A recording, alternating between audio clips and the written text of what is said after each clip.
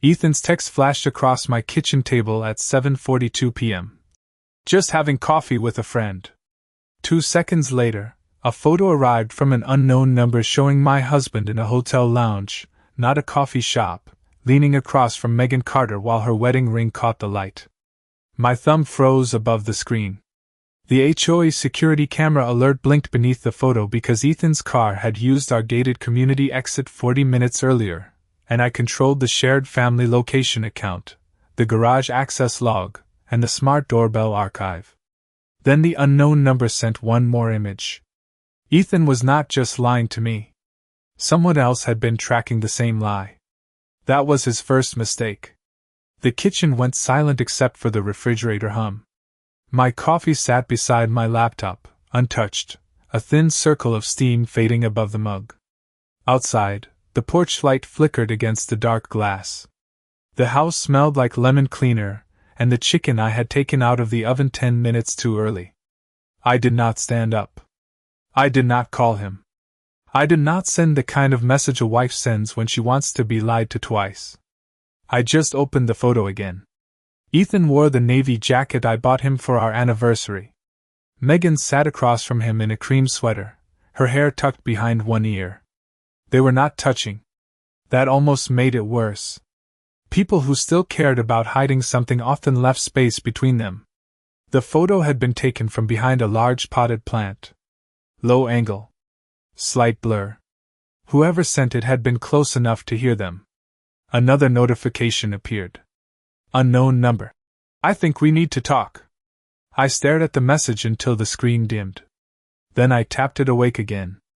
My name is Danielle Brooks. I am 37 years old.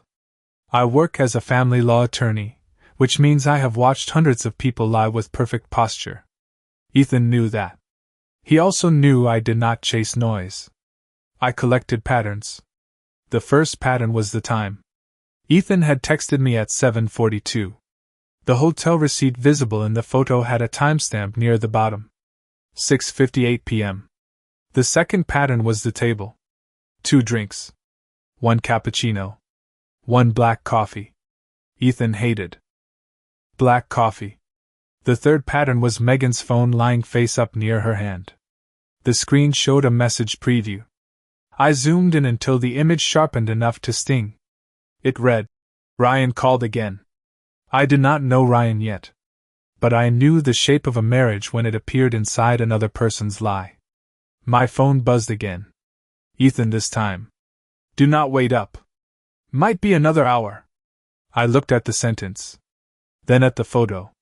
Then at the quiet hallway leading to our bedroom, where his laundry basket still held the shirt he told me he wore to a client dinner last week.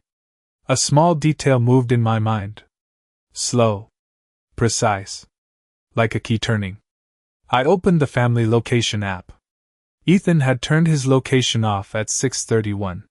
He had forgotten the car still logged through the community gate at 6:34. Then the hotel garage at 6:52. He had remembered the obvious thing and missed the system beneath it. People did that when they thought trust made them invisible. The unknown number sent a final message. "I am her husband." I set the phone down carefully. The screen glowed against the wood grain. Across the room, the oven timer beeped once, then stopped. The chicken was getting cold. My marriage was doing something colder. I picked up the phone and typed only 3 words. "Send everything else." Then the first video arrived. The video downloaded in less than 3 seconds. My kitchen lights reflected across the phone screen as I pressed play. The footage shook slightly at first. Whoever recorded it had been walking. Then the image steadied. Ethan and Megan sat in the same hotel lounge from the photographs. The soft amber lighting made everything look warmer than it should have. A piano played somewhere in the background. Glasses clinked. People laughed. Ethan leaned back in his chair and smiled. Not the polite smile he used with clients. Not the tired smile he brought home after long days. A different one. The kind people save for someone they want to impress. I watched the video twice. Then a third time. One detail caught my attention. Megan slid a folded piece of paper across the table. Ethan picked it up immediately and slipped it into his jacket pocket. The video ended before I could see more. My phone buzzed. Unknown number. Did you see it? I stared at the message for a moment. Then I replied. Who are you? 3 dots appeared. Disappeared. Returned again. Finally a response arrived. Ryan Carter. The name sat on my screen like a weight. Megan's husband. The man from the message preview. I set the phone down and walked to the kitchen window. Rain tapped softly against the glass. Across the street, a television flickered blue through a neighbor's curtains. Everything outside looked normal. Inside my house, something was quietly coming apart. My phone vibrated again. I have more. I typed carefully. How long has this been going on? Several seconds passed. Then another message appeared. Longer than either of us thought. I read it twice. The refrigerator hummed behind me. The oven clock glowed 8:11 p.m. Ethan would probably send another reassuring text soon. He always understood timing. That was part of the problem. Another file arrived. This one was not a video. It was a screenshot. Hotel reservation records. 2 names. 1 room. My pulse slowed instead of rising. That always happened when a situation became serious enough. Emotion stepped back. Observation moved forward. I enlarged the image. The reservation had been cancelled before check-in. Then rebooked under a different name 2 hours later. Someone had worked hard to hide a trail. Someone had not worked hard enough. A small note appeared beneath the screenshot. Look at the date. I did. The date was not from last week. It was from 4 months ago. 4 months. I walked back to the table and sat down. My untouched coffee had gone cold. The smell was bitter now. I opened my calendar app. 4 months ago. Ethan had told me he was attending a regional sales conference in Chicago. I remembered because he forgot his phone charger and called me from the airport. I remembered because I mailed documents to his hotel. I remembered because I trusted him. Another message arrived. There are more dates. Before I could answer, my phone lit up with Ethan's name. Incoming call. The screen glowed bright against the dark kitchen. He was calling earlier than expected. I let it ring once. Twice. 3 times. Then I answered. Hey, he said.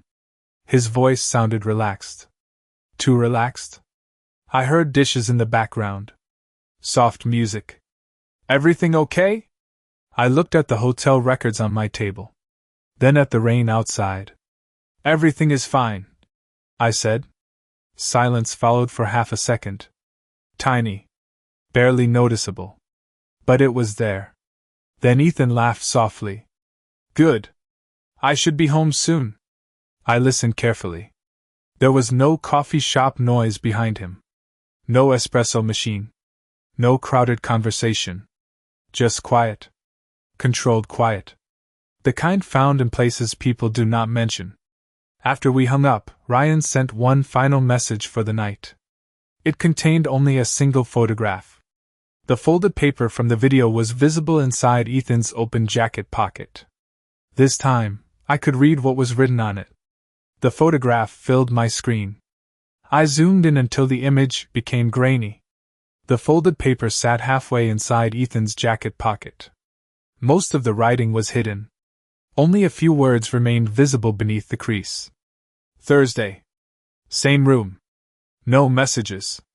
I read the line 3 times. The kitchen felt quieter than before.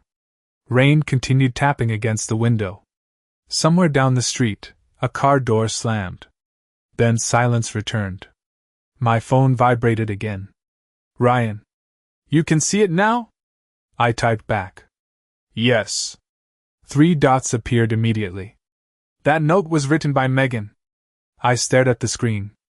A faint smell of cold coffee drifted from the mug beside me.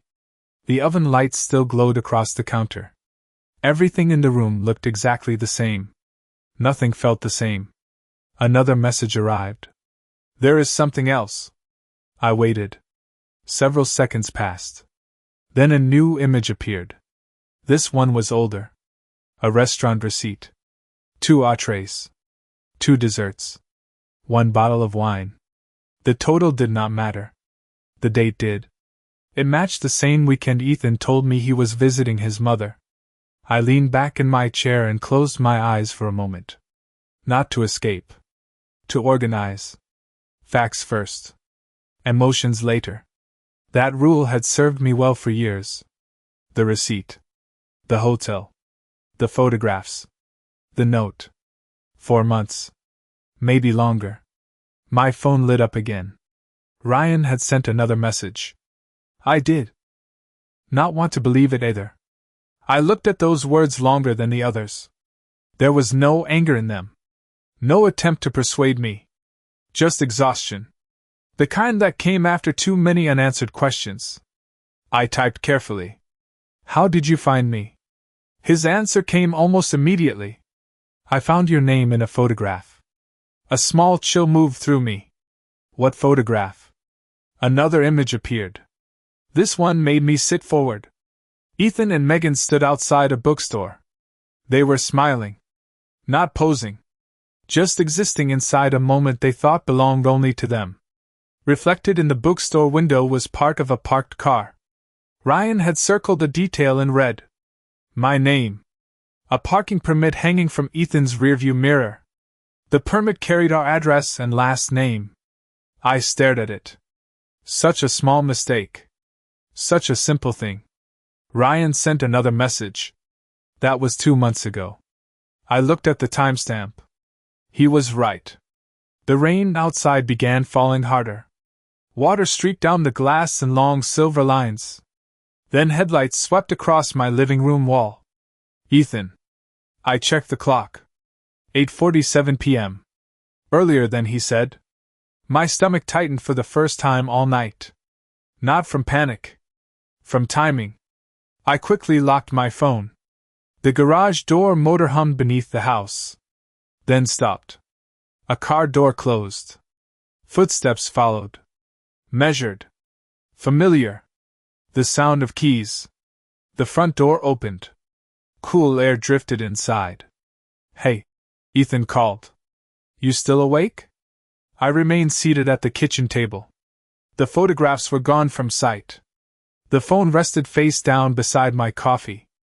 Ethan walked into the kitchen carrying the smell of rain and expensive cologne.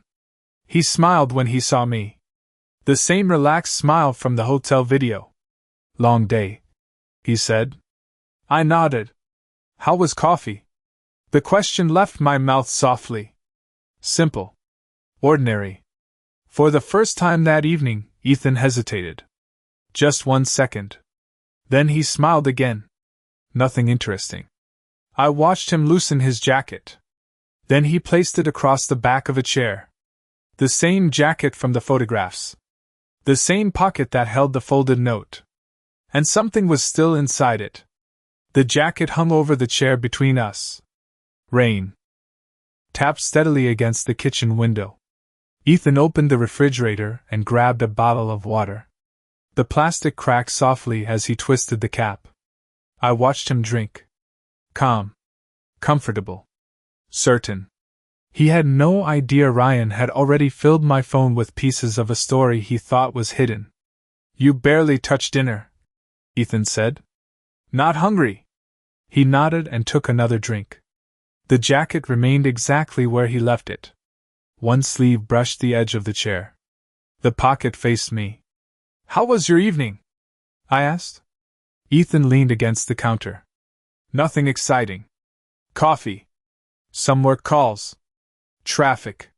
3 answers. 3 lies. Delivered smoothly. The refrigerator hummed behind him. The smell of rain drifted in each time the wind touched the old kitchen vent.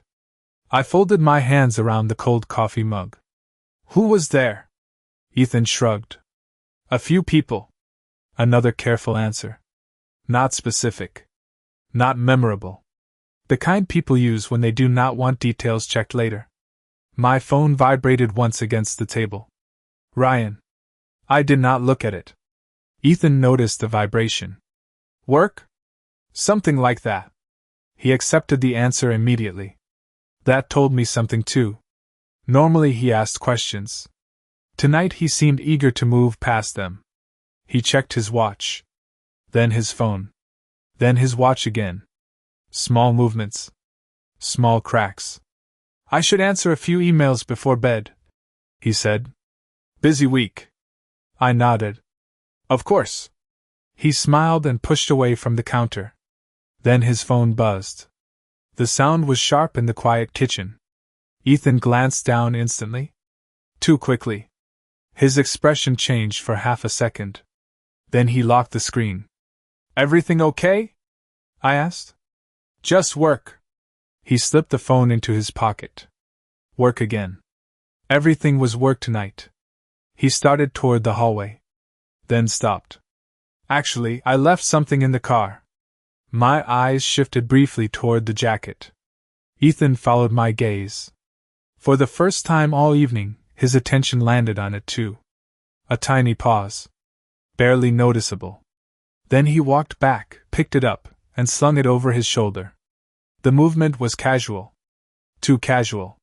The pocket containing the folded note disappeared from view. Be right back, he said. The garage door opened a minute later. Then closed. Headlights swept across the kitchen wall and vanished. I picked up my phone. Ryan had sent 3 messages. The first contained a photograph of a parking garage security log. The second showed a hotel elevator camera image. The third was only a sentence. He checks his phone every time she texts. I stared at the words. Then another image arrived. This one stopped me cold. It was not Ethan. It was Megan. She stood outside an office building holding her phone. The timestamp sat in the corner. 8:48 p.m. 4 minutes ago. Beneath the image, Ryan had typed, "She is messaging him right now." My eyes drifted toward the dark garage door. Ethan was still outside. A minute passed. Then another. The rain intensified. Water rolled down the glass in thick silver streams. Finally the door opened. Ethan returned carrying nothing. No package. No forgotten item. Nothing at all. He smiled when he saw me looking. False alarm, he said. I thought I left my charger out there. I nodded slowly. The jacket was gone. So was whatever had been inside the pocket. Then Ryan sent one more photograph. This time the folded note was unfolded completely. The photograph opened slowly. For a moment all I saw was white paper against dark fabric. Then the image sharpened. The note was unfolded completely. My eyes moved across the handwriting. Thursday. Same room. No messages. Use work phone only. Beneath that was another line. Shorter. More personal. Looking forward to seeing you. I stared at the screen. Rain rattled softly against the windows. Ethan stood a few feet away in the kitchen pretending to search through a cabinet. The distance between the photograph and the man felt impossible. Ryan sent a message beneath the image. I found it in her purse last week. I read the words twice. Ethan closed the cabinet and walked toward the hallway. I am going upstairs, he said. Long day. I nodded. He smiled. The same easy smile. Then he disappeared down the hall. A few seconds later I heard the staircase creak. Then a bedroom door closed. The house settled into silence. I looked back at my phone. Ryan was typing again. I think they have been planning around us for months. Another message arrived before I could answer. I am sorry. The apology caught me off guard. Not because it fixed anything. Because it sounded real. Most people apologize to end a conversation. Ryan sounded like someone carrying a weight he never asked for. I stood and carried my cold coffee to the sink. The liquid disappeared down the drain in a dark swirl. Outside, rain reflected porch lights across the wet street. Everything looked blurred. Soft. Distant. My phone vibrated again. Can we talk tomorrow? I stared at the message. Meeting the husband of the woman connected to my husband should have felt strange. Somehow it did not. Nothing about tonight followed normal rules anymore. I typed back. Maybe. 3 dots appeared. Then vanished. Then returned. I understand. No pressure. No arguments. Just that. I slipped the phone into my pocket and walked slowly toward the stairs. Halfway up, I heard Ethan moving around our bedroom. Drawers opening. Closing. Water running briefly in the bathroom. Ordinary sounds. Familiar sounds. The sounds of a marriage continuing exactly as it always had. Except it was not. I paused outside the bedroom door. Light spilled beneath it onto the hallway carpet. I could smell Ethan's cologne mixed with laundry detergent. Small details suddenly felt important. I pushed the door open. Ethan sat on the edge of the bed scrolling through his phone. He looked up immediately. Too quickly. Then smiled. Everything okay? Just tired. He nodded. Me too. His phone screen disappeared as he locked it. Another small movement. Another small crack. I changed into pajamas and placed my phone face down on the nightstand. Ethan climbed beneath the covers a few minutes later. The lamp clicked off. Darkness settled across the room. Rain continued outside. Steady. Uninterrupted. Ethan's breathing gradually slowed. Mine did not. Around 11:20, a faint glow appeared beneath his blanket. My eyes opened immediately. The light vanished. Then returned. Very briefly. A phone screen. Ethan shifted slightly. Another glow. Another message. He thought I was asleep. I remained perfectly still. The room stayed silent except for the rain and the soft hum of the air conditioner. Nearly 5 minutes passed. Then the light disappeared for good. Ethan rolled over and settled deeper into the mattress. I waited another 10 minutes before reaching for my own phone. One new message waited from Ryan. It had arrived at 11:22 p.m. The exact minute the glow appeared beneath Ethan's blanket. The message contained only a screenshot. Megan was online at 11:22 p.m. too. The screenshot glowed against the darkness of the bedroom. 11:22 p.m. Megan online. 11:22 p.m. The faint light beneath Ethan's blanket. I stared at the matching times until the numbers blurred together. Rain tapped softly against the roof. The air conditioner hummed. Ethan's breathing remained slow and even beside me. I locked my phone and placed it back on the nightstand. Sleep never came. Morning arrived gray and cold. The rain had stopped, but the sky still looked heavy. Ethan was already in the shower when I opened my eyes. Steam drifted beneath the bathroom door. Water ran steadily through the pipes. My phone waited where I left it. 2 messages from Ryan. The first arrived shortly after midnight. The second came at 6:14 a.m. I opened the newer one first. I found another date. My stomach tightened. Not from surprise anymore. The surprises were fading. Patterns were replacing them. I sat up against the headboard and opened the attachment. A calendar screenshot appeared. 2 entries highlighted in yellow. One belonged to Megan. The other belonged to Ethan. Different labels. Same date. Same time. Same 3-hour block. I looked at the date. 3 weeks ago. Ethan had told me he was attending a leadership workshop that afternoon. I remembered because he missed dinner. The shower stopped running. I quickly locked my phone. A few minutes later, Ethan stepped into the bedroom adjusting his tie. Freshly shaved. Polished. Familiar. Morning, he said. Morning. Sunlight tried to push through the clouds outside. Weak light filled the room. Ethan checked his reflection in the dresser mirror. Then his phone. Then his watch. The same sequence from the night before. Small habits suddenly looked enormous. Big meeting today? I asked. He nodded. Most of the day. Another answer designed to discourage questions. I watched him pick up his briefcase. You? He asked. Court this afternoon. Good luck. He kissed my forehead. A routine gesture. Automatic. Then he headed downstairs. A minute later I heard the garage door open. Then close. Silence returned. I sat alone on the edge of the bed.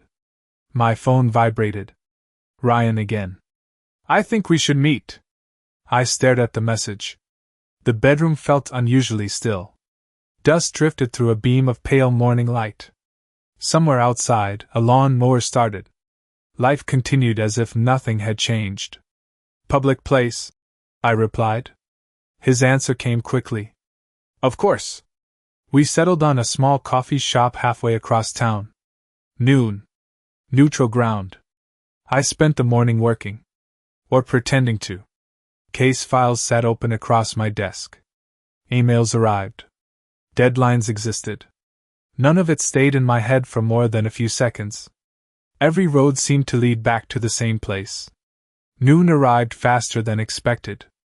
The coffee shop smelled like roasted beans and cinnamon. Soft music played through ceiling speakers. People worked on laptops near the windows. Ryan was already there when I walked in. He stood as soon as he saw me. Mid-40s. Tired eyes. Wrinkled blue shirt. Not intimidating. Not dramatic. Just exhausted. We shook hands. Either of us smiled. For a moment we simply sat there. Two strangers connected by the same secret. A waitress set down 2 menus. Either of us opened them. Ryan reached into a folder beside his chair. My pulse quickened. He noticed. I did not bring these to hurt you, he said quietly. Then he slid several photographs across the table. I looked down. The first image was familiar. Ethan and Megan outside the bookstore. The second was newer. Much newer. It had been taken only 2 days ago. And in the corner of that photograph was something neither of us had noticed before. I picked up the photograph and moved it closer to the window. Afternoon light spilled across the glossy paper. Ryan leaned forward but said nothing. The coffee shop noise faded into the background. Cups clinked. A milk steamer hissed somewhere behind the counter. My attention stayed fixed on the lower corner of the image. There, reflected in a storefront window behind Ethan and Megan, was a third person. Not standing with them. Watching them. The reflection was faint, but clear enough. A man holding a phone. Ryan exhaled slowly. That is where I took the picture. I looked again. He was right. The reflection belonged to him. But that was not what caught my attention. Just beyond his reflection sat another figure at an outdoor table. A woman. Her face was partially hidden by sunglasses. Her head was turned toward Ethan and Megan. Ryan followed my gaze. I never noticed her. Neither had I. The photograph suddenly felt larger than before. More crowded. More complicated. Ryan slid another image across the table. Same location. Different angle. The woman appeared again. Different seat. Same sunglasses. Same attention fixed on Ethan and Megan. You think she knows them? I asked. Ryan shook his head. I do not know. He rubbed his forehead. But she appears in 4 separate photographs. I looked through them one by one. There she was. Coffee shop. Bookstore. Hotel entrance. Parking garage across the street. Always nearby. Never interacting. Watching. The waitress arrived with fresh coffee. Neither of us touched it. Steam rose between us. Have you shown these to anyone? I asked. No. Ryan stared out the window. I spent weeks trying to convince myself there was an innocent explanation. His laugh carried no humor. That did not work out very well. I understood. More than I wanted to. The woman in the photographs lingered in my mind. Not because she solved anything. Because she introduced a new question. People rarely followed others for months without a reason. My phone vibrated. Ethan. A text message. Meeting ran long. Might be late tonight. I looked at the screen. The message arrived at 12:18 p.m. It was not even lunchtime yet. Late tonight. The sentence felt prepared. Ryan noticed my expression. Him? I nodded. Then I placed the phone face down on the table. For the first time since we met, Ryan smiled slightly. Not because anything was funny. Because he recognized the message. Megan sent one almost exactly like that yesterday. Silence settled between us. Heavy. Familiar. The coffee cooled untouched. Outside, clouds drifted across the pale afternoon sky. People crossed the street carrying shopping bags and umbrellas. Normal lives. Normal conversations. The contrast felt strange. Ryan reached into his folder one final time. There is one thing I never told you. My eyes lifted. His expression changed. More serious now. The first person who contacted me was not you. I frowned. What do you mean? He slid a folded sheet of paper across the table. A printed email. No name. No signature. No identifying information. Only one sentence. I read it slowly. If you want the truth, watch Thursday. The words settled into place beside the note from Ethan's jacket. Thursday. Same room. No messages. I looked up at Ryan. Either of us spoke for several seconds. Then he checked his watch. His face lost what little color remained. Danielle? What? He turned the watch toward me. Thursday was tomorrow. Thursday arrived under a blanket of low-gray clouds. I barely slept. The email sat in my mind all night. If you want the truth, watch Thursday. By 8 in the morning, the sentence felt less like a warning and more like an appointment. Ethan left for work at 7:15. He kissed my cheek. Picked up his briefcase. Told me he would be buried in meetings until late evening. I watched his taillights disappear down the street through the front window. Then I checked my phone. Ryan had already sent a message. Any updates? I replied immediately. Nothing yet. 3 dots appeared. Same here. The conversation ended there. Neither of us had much left to say. We were both waiting. The day moved slowly. Every email at work felt unimportant. Every phone call sounded distant. Around noon I found myself staring at the clock more than my case files. Outside my office window, traffic crawled through wet streets. A delivery truck stopped at the corner. Pedestrians hurried beneath umbrellas. Normal Thursday. Ordinary Thursday. Yet everything felt suspended. At 2:17 p.m., my phone vibrated. Unknown number. My pulse jumped for the first time all day. The message contained only an address. No explanation. No greeting. Just an address and a time. 6 p.m. I stared at it. Then sent a screenshot to Ryan. His reply arrived less than a minute later. I got the same message. The address belonged to a conference center near downtown. Large. Public. Busy enough that nobody would notice 2 extra people. Or 4. The afternoon dragged. By 5:30 I was sitting in my car 3 blocks away from the building. Rain misted across the windshield. The parking lot lights reflected against wet asphalt. Ryan arrived 5 minutes later in a silver sedan. We exchanged a brief nod through our windows before walking toward the entrance. Neither of us spoke much. The conference center lobby smelled like polished floors and fresh coffee. People moved through the building carrying name badges and folders. Nothing looked suspicious. Nothing looked dramatic. That made it worse. My phone buzzed again. Another message from the unknown sender. 2nd floor. Room 214. Ryan looked at his screen. Same message. We took the elevator together. The ride lasted less than 30 seconds. It felt much longer. The hallway on the 2nd floor was quiet. Soft carpet absorbed every footstep. Fluorescent lights hummed overhead. Room 214 stood at the far end. The door was slightly open. Ryan stopped beside me. Ready? I almost laughed. Ready was not the right word. We stepped inside. The room was empty. Rows of chairs faced a projection screen. A pitcher of water sat on a side table. Nothing else. Ryan looked around slowly. What is this? I had no answer. Then the projector flickered to life. The sudden glow filled the room.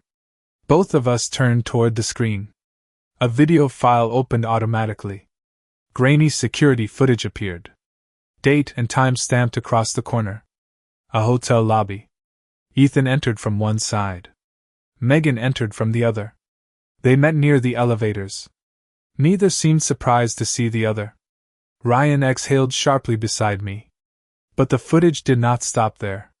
A third person stepped into frame moments later. A woman wearing sunglasses. The same woman from the photographs. She removed the glasses. And the second I saw her face, I recognized exactly who she was. The moment the woman removed her sunglasses, the air seemed to leave the room. Ryan stared at the screen. I did not blink. The projector hummed softly above us. The image flickered against the white wall. There was no mistake. I knew her. Her name was Laura Bennett. She worked for Ethan's company. Not in his department. Not even in the same building most days. But I had met her twice at company events. Quiet. Professional. Forgettable in the way some people carefully choose to be. Yet here she was. Standing in a hotel lobby beside Ethan and Megan. Watching. Waiting. The footage continued. Laura spoke briefly to Megan. Then handed her a small envelope.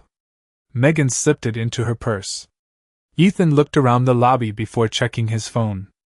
A few seconds later, all three walked toward the elevators. The video ended. The screen went black. Nobody moved. The conference room suddenly felt colder. Ryan rubbed his face with both hands. Who is she? He asked. Someone connected to Ethan.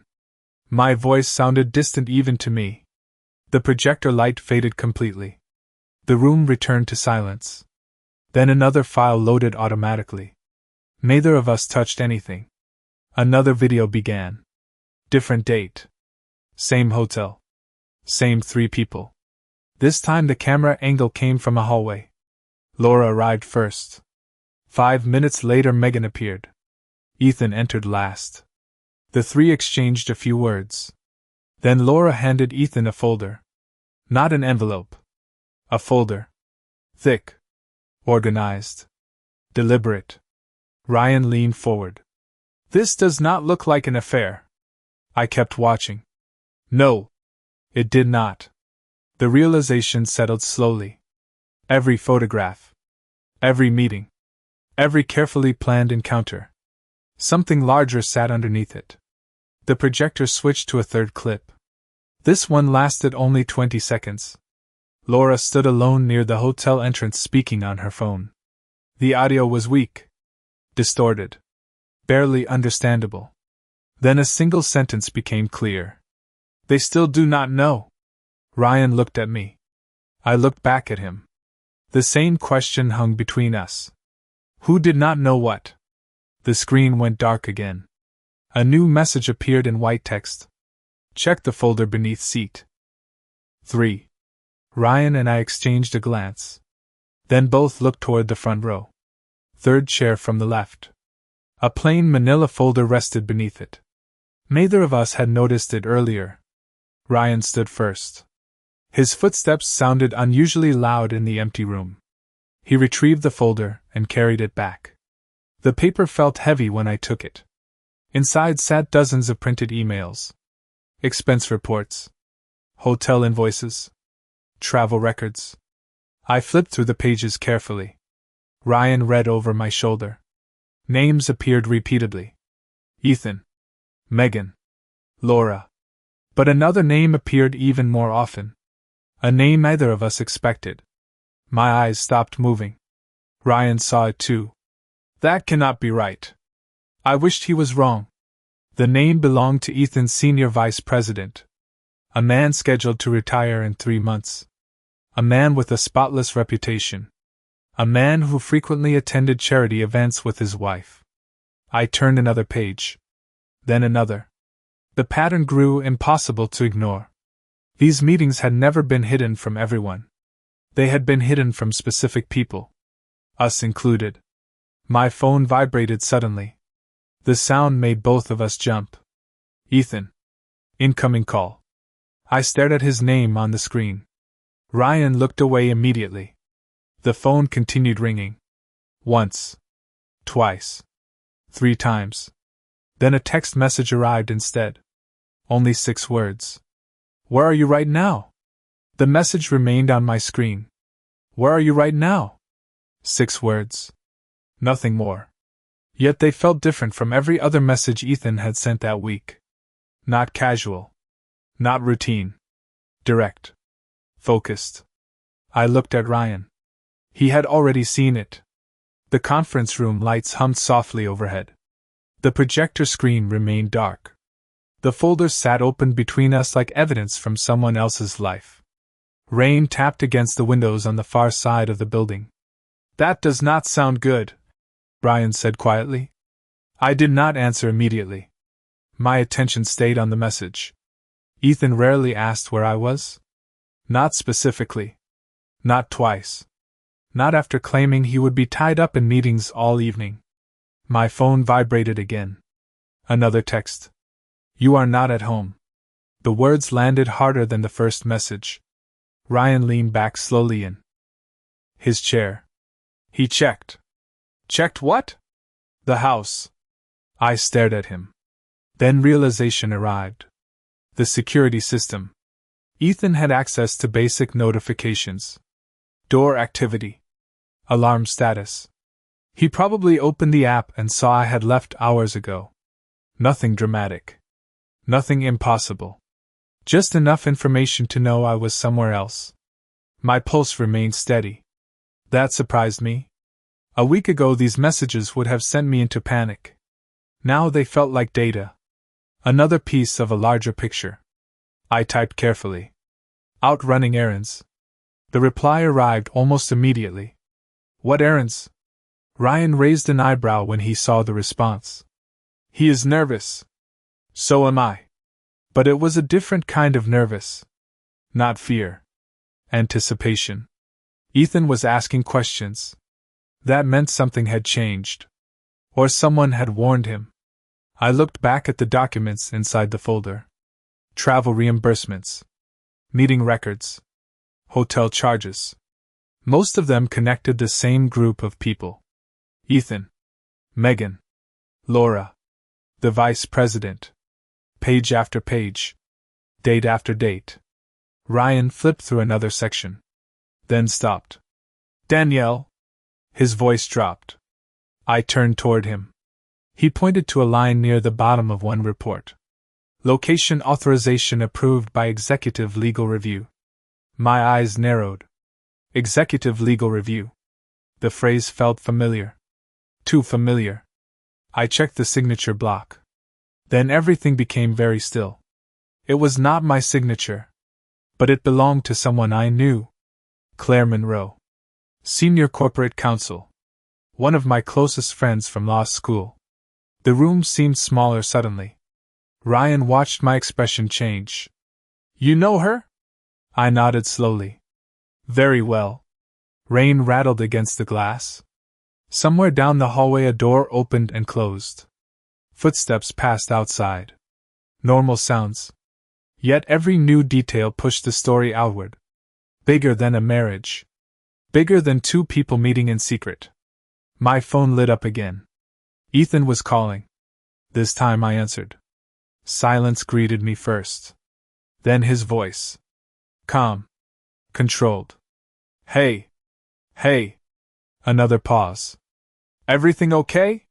The question sounded almost identical to the one he asked in our kitchen days earlier. Only now I heard something underneath it. Concern. Real concern. Why wouldn't it be? I asked. He exhaled softly. No reason. The answer came too fast. Ryan looked away and pretended not to listen.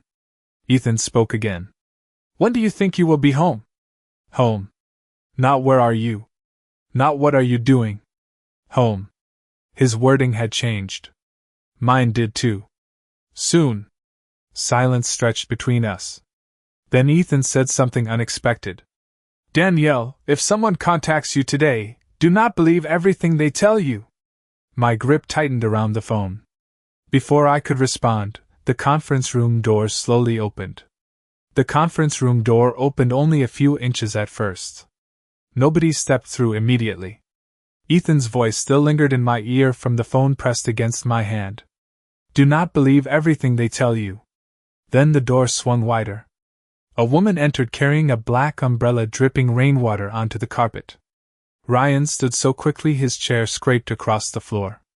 The woman froze when she saw him. Ryan! Her voice barely carried across the room. Megan. The silence that followed felt heavier than every photograph, every receipt, every message combined. I ended the call without another word. Ethan's line disconnected. Megan looked exhausted. Not frightened. Not angry. Exhausted. Her hair was damp from the rain. Dark circles sat beneath her eyes. She noticed the open folder on the table and exhaled slowly. You found it. Ryan stared at her. Found what? Megan glanced between us. Then toward the dark projector screen. Most of it. The answer landed strangely. Not denial. Not defense. Ryan folded his arms. Most of what? Rain tapped softly against the windows. Megan set the umbrella beside the door. I did not come here to argue. She reached into her purse and removed a flash drive. The same kind people used every day. Small. Ordinary. Yet everyone in the room watched it. She placed it carefully on the table. You deserve the truth. Ryan laughed once. Short. Bitter. That would be a nice change. Megan lowered her eyes. For a moment she looked like someone carrying a burden instead of a secret. The meetings were real, she said. The photographs were real. The hotel. Meetings were real. Ryan's jaw tightened. I remained silent. Megan looked directly at me. But not for the reason you think. The room grew still again. She slid the flash drive toward us. Open that, and you will understand. Ryan shook his head. Why not explain it now? Megan hesitated. The pause felt important. Then she answered. Because if I say it out loud, it sounds impossible. I studied her face. People lying usually rush to fill silence. Megan seemed willing to sit inside it. That caught my attention. Ryan picked up the flash drive but did not move. Start talking anyway. Megan nodded slowly. 3 years ago, Laura discovered financial irregularities inside the company. My eyes narrowed immediately. The vice president. The reports. The hidden meetings. Pieces shifted. Megan continued. She brought the information to Ethan. Ryan looked confused. What does that have to do with you? Megan laughed sadly. More than I wanted. Rainwater dripped from the umbrella onto the carpet. Tiny drops. Steady rhythm. Megan rubbed her hands together. The company began an internal investigation. Quietly. They needed people who could move information without attracting attention. My legal instincts woke up instantly. Hidden meetings. Different names on reservations. Private locations. Suddenly the pattern looked different. Not cleaner. Different. And Laura? I asked. Megan nodded. She was gathering evidence. Ryan stared at her. For 3 years? Yes.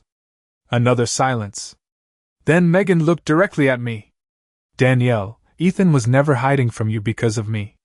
Before anyone could respond, my phone lit up again. This time the message came from Claire Monroe. Claire's message appeared beneath Megan's last sentence. I opened it immediately. Only 4 words. Do not leave yet. My eyes remained fixed on the screen. Ryan noticed the change in my expression. Who is it? He asked. Claire. Megan closed her eyes for a moment. Not surprised. Not confused. Just tired. That reaction told me more than any explanation. Rain continued tapping softly against the windows. The conference room felt smaller now. The flash drive sat untouched on the table between us. Claire sent another message before I could respond. I am coming upstairs. My pulse quickened. Across the room, Megan pulled out a chair and finally sat down. Ryan remained standing. He looked like a man trying to decide which version of reality deserved his trust. Start from the beginning, he said. Megan nodded. 3 years ago, Laura discovered expense accounts that did not match company records. Small amounts at first. Then larger ones. She glanced toward me. The vice president was moving money through approved projects. I listened carefully. Every detail connected to something we had already found. The hotel meetings. The coded schedules. The travel records. Why involve Ethan? Ryan asked. Because Ethan was one of the few executives who could access the files without attracting attention. The answer came instantly. No hesitation. Megan continued. Laura needed witnesses. Legal protection. Documentation. My phone vibrated again. Claire. Almost there. Do not make any decisions until I arrive. Decisions. The word lingered in my mind. Megan folded her hands together. The meetings were never about hiding a relationship. Ryan laughed quietly. You can understand why that is difficult to believe. I know. Her voice softened. I would think the same thing. For the first time since she entered the room, I believed she meant it. The door opened again. Claire stepped inside carrying a leather portfolio. Rainwater glistened on her coat sleeves. She stopped when she saw everyone gathered around the table. Her eyes moved from me to Megan, then Ryan.